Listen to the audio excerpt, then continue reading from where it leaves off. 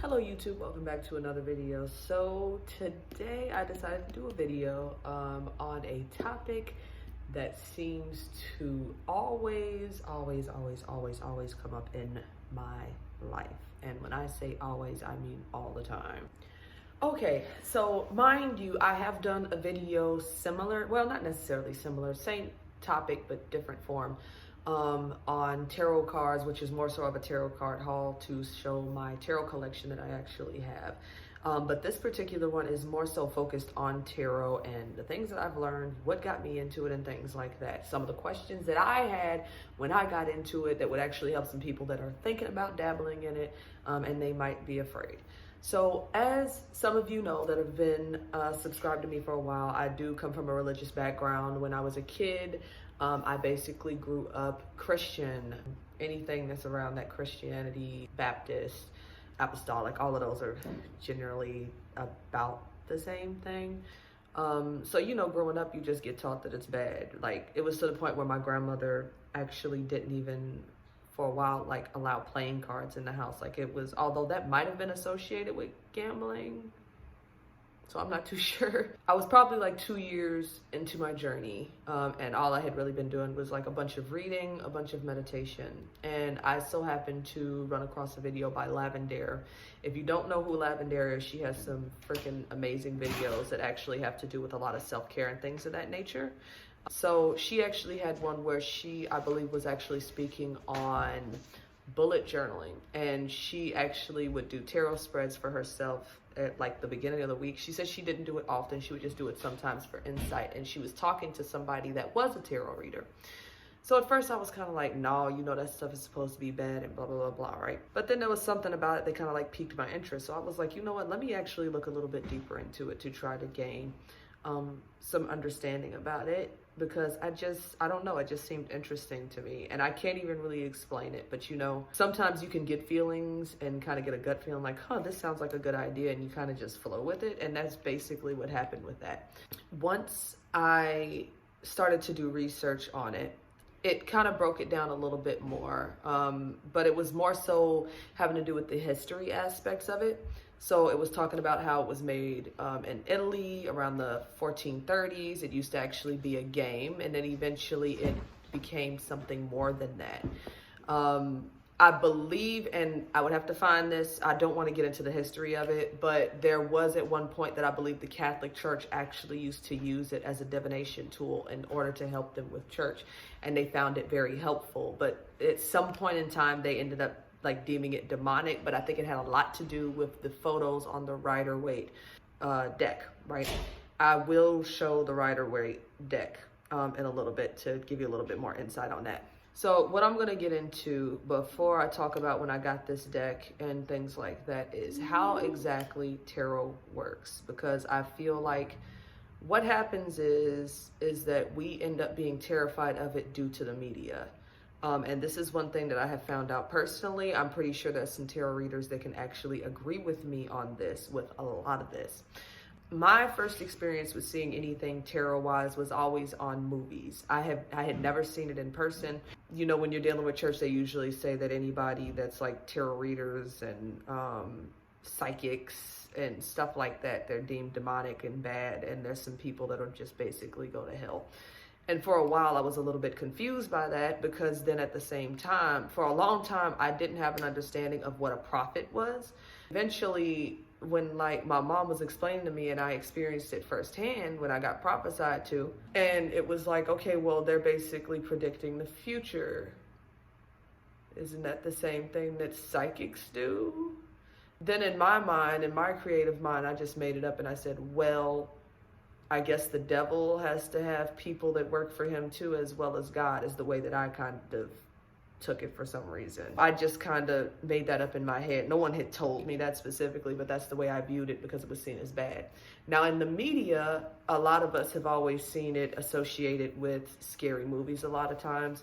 I know there was a movie that I saw years back. Can't remember the name of it. I believe J-Lo was probably in it. If y'all know, post it in the comments, because maybe I need to rewatch it, because this movie probably came out around the time I was a kid. But in this particular movie, there was something where she was supposed to be getting a reading about this guy that she was talking to or something like that. And they pulled the death card and they're like, oh no, he's gonna die. And it was like this dramatic thing. And this was my first interpretation of how bad it was. I've seen it in plenty other movies that I probably can't even name off. By the time I saw The Craft, I believe they got cards in there.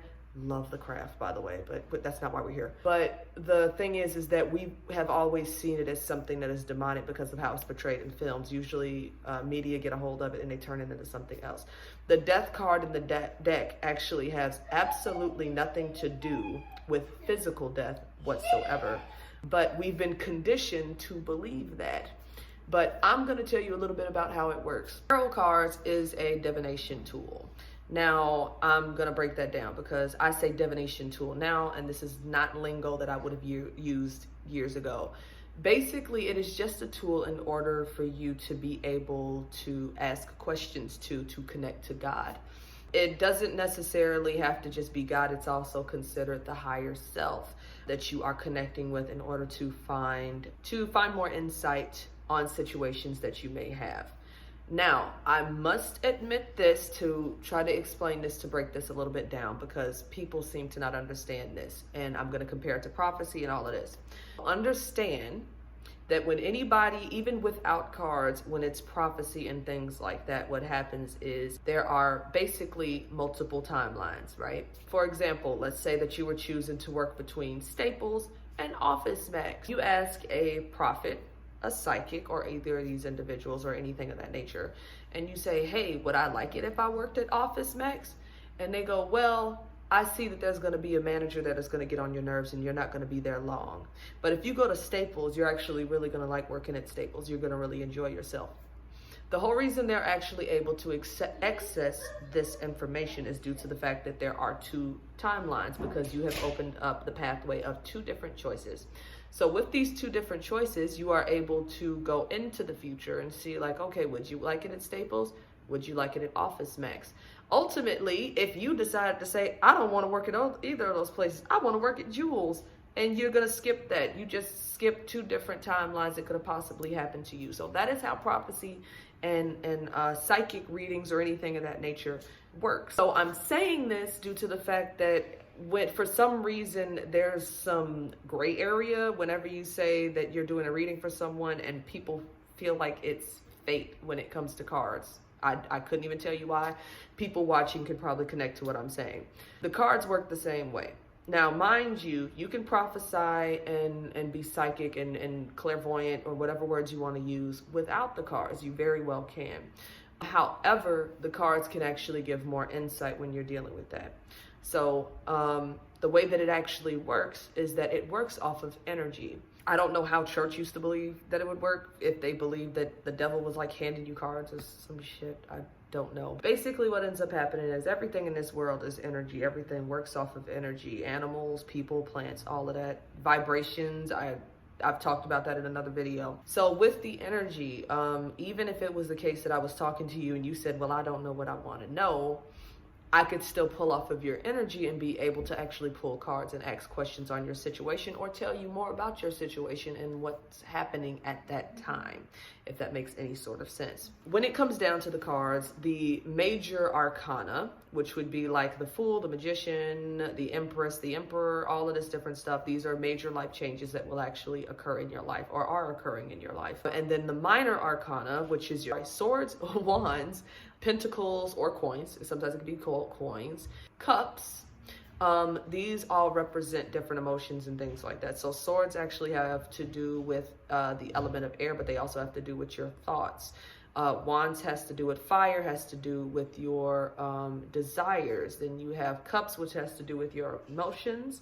And then that's also the water element. And then you have The pentacles or the coins would usually have to do with your finances or family matters and things of that nature, right? Once I found out that this was more so working off of energy, and you can actually direct these questions to God, to spirit, or whomever you may choose for those who may be asking about this and learning about this, I was like, okay, well, that kind of makes sense, and that doesn't seem so bad, right? Now I'm going to dive a little bit back down into what I was talking about with media making it look a certain way. So the whole reason that it looks scary is because of the media, and they automatically associate it with women who are, well, I'm saying women.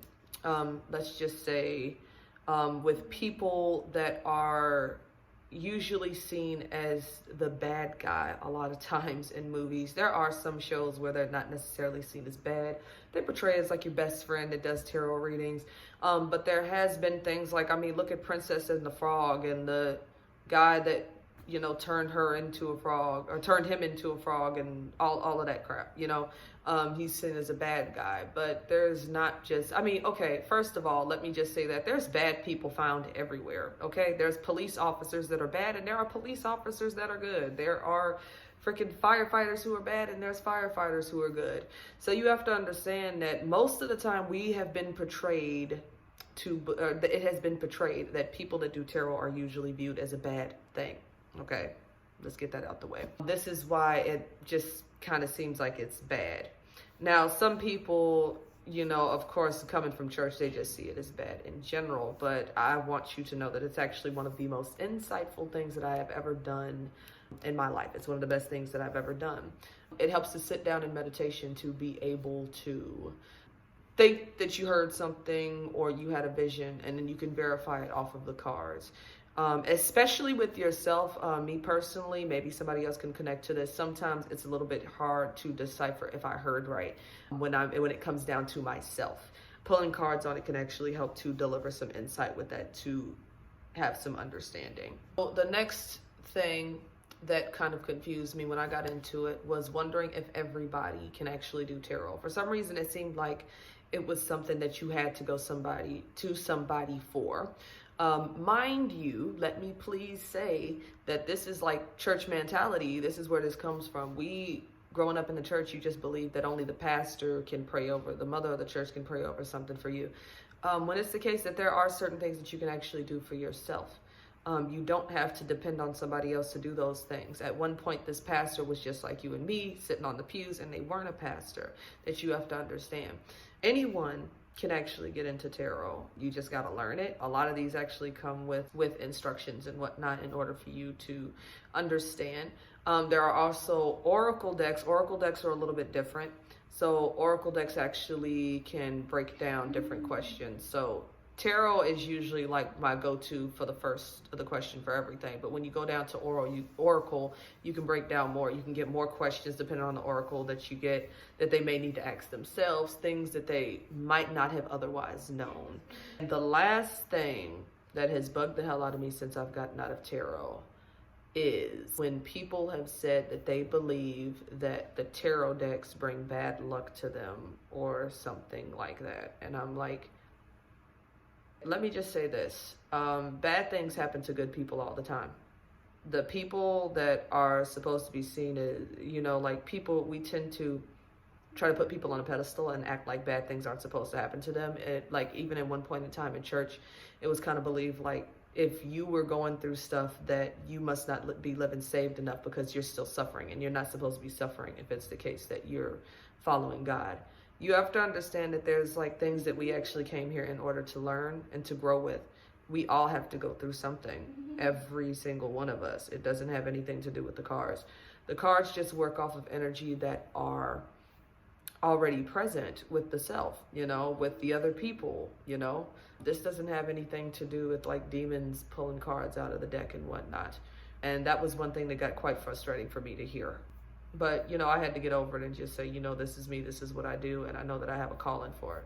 So that was one of the things that bugged me. But before I end the video, I wanted to show you a Rider-Waite deck to show you a little bit about why some people, I guess, kind of view it as demonic, maybe.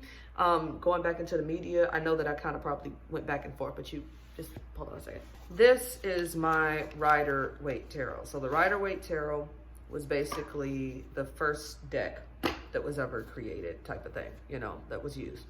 The Rider-Waite. Now, some of the images that you might see here, some people would probably get upset about if they're in a church standpoint, and they kind of get mad. So look at stuff like that. You have the devil. Some people kind of like, oh my God, the devil's in the deck. This card, this is the card we all see on TV, the Death card. Now, let me explain something about these two particular cards, because I feel like these are the two cards that people be like, oh my God. The Death card and the deck is actually representing something in your life that's actually coming into an end.